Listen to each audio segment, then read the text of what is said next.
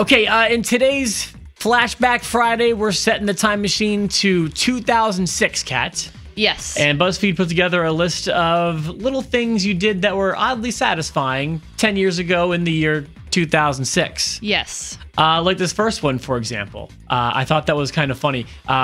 It's the satisfaction you got from snapping your phone shut because it flipped in half. Right? The clamshell phone. I was thinking about the de-evolution of hanging up on people and how it's become less fun over time. Like, for example, when you had an old phone and you could slam it down when you were pissed off at somebody. Sure.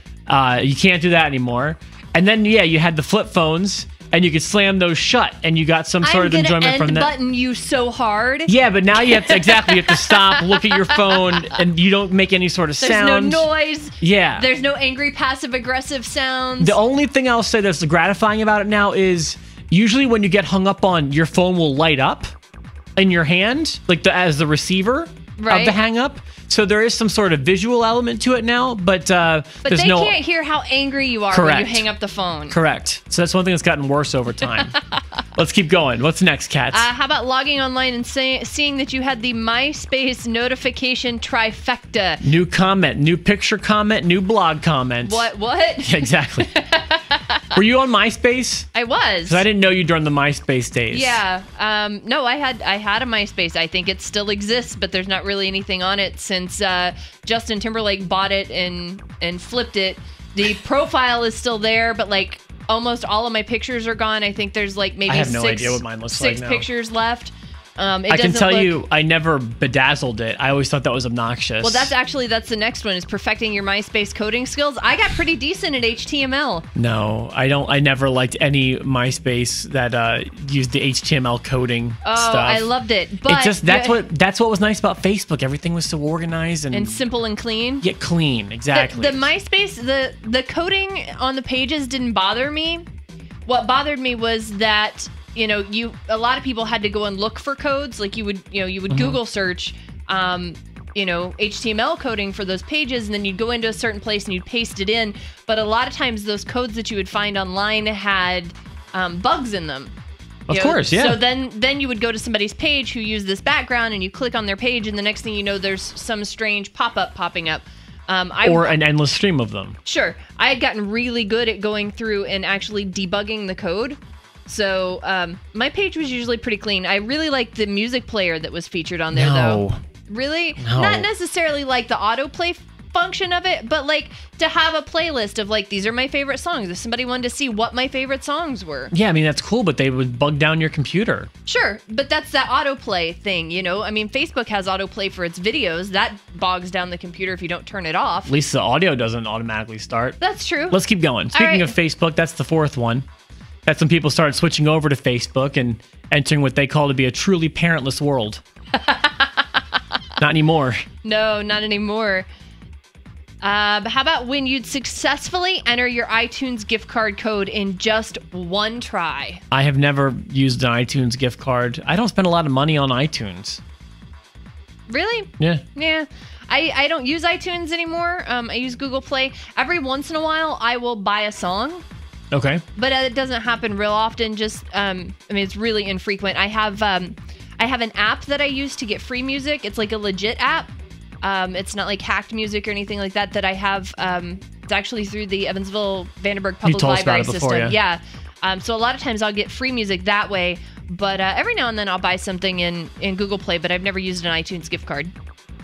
How about destroying somebody in a poking war? I still don't understand poking on Facebook. Glad those days are over. Can you still poke? You can, can't you? You can. And every now and then I'll get a notification that says so-and-so poked you. And don't you feel like, what's wrong with you? I feel violated. I'm like, why? Like that Too Close song from Next. I feel a little poke coming through. Yeah. It's not cool. Not a good look. No. How about writing the perfect text that includes everything you wanted to say in exactly 160 characters or less? Yeah, back in 2006, you may have still been like, you had to type like the 7 button 4 times to get an S or whatever it was, Right.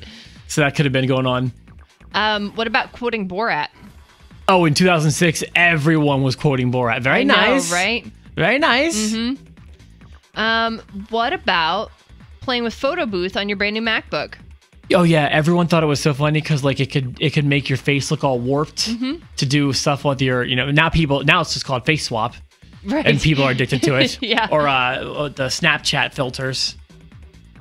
How about going over to your friend's house because they just got Guitar Hero? Like, I have no idea what I'm doing, but look at me go. Oh my goodness, that was that not the biggest fad? Like, I mean, it lasted huge. for a while. I mean, it's still around to this Yeah. day, but yeah, everyone was on the Guitar Hero bandwagon.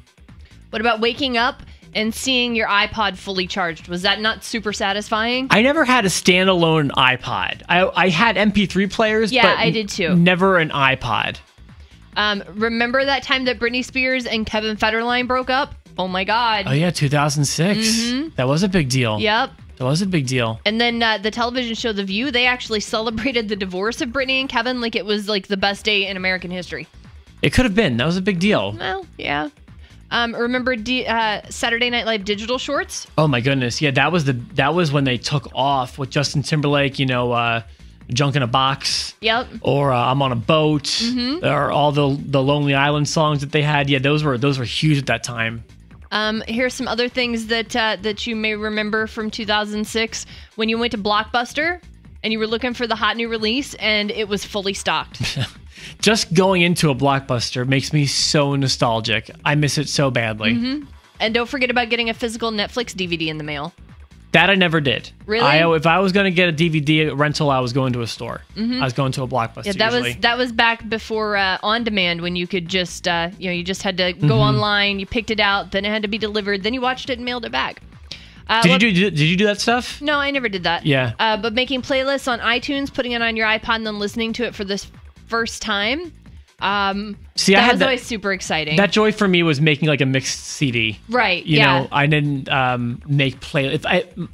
Even now on my phone, it's just all these songs that I like, and I just put them on random. Yeah, that's still my playlist is random. Remember when you had to watch like the news to see if school got canceled? You couldn't check. You couldn't check Evansville Watch. You couldn't check Facebook in 2006 to see if your school was closed. Yeah. And then the next one, I don't know. Do you know that one? Yeah, BBM. That's a BlackBerry message. That was when BlackBerry was a thing. Yeah, you had a BlackBerry. I didn't have a BlackBerry, so that explains why I didn't know that one. The years I had a BlackBerry, I've never sent or received a BlackBerry message, a BBM. But it was kind of like the forerunner to like an iMessage or whatever the Google equivalent is of that. And this last one. Yeah, actually having to work for your selfie and getting it right, because remember there was a time you had to work for it because you didn't have a front-facing camera and you didn't have flash. Camera, yeah. Yep, you had to get the lighting just right. You had to hold the phone up in just the right position. And then just pray. Yeah, because you didn't know if you were in the frame or not. To be fair, and maybe it's because I'm a guy, but even still, if I'm in like a group selfie, I can't take the picture. Even if I have the front-facing camera, it still comes out bad. My front-facing camera is not as good as my rear-facing camera, so sometimes I will turn it around and try to take a selfie backwards where you can't see anything. But when I take selfies with my daughter, she always takes the phone away from me and goes, "Just let me do it," because apparently I don't get the angle right and I don't hold it up high. I don't know. It's probably smart to just trust her in that respect. Yeah, she does take better pictures of us than I do, but I don't know what that's the thing. Like, I'm so old. I'm like, I don't know what I'm doing wrong. I thought I was doing what you were doing. I'm holding it here. Well, and we're looking and I don't know. I guarantee you women are just innately better at that quality of taking a picture without looking at it than a guy is. Sure. I'm just positive that's the case.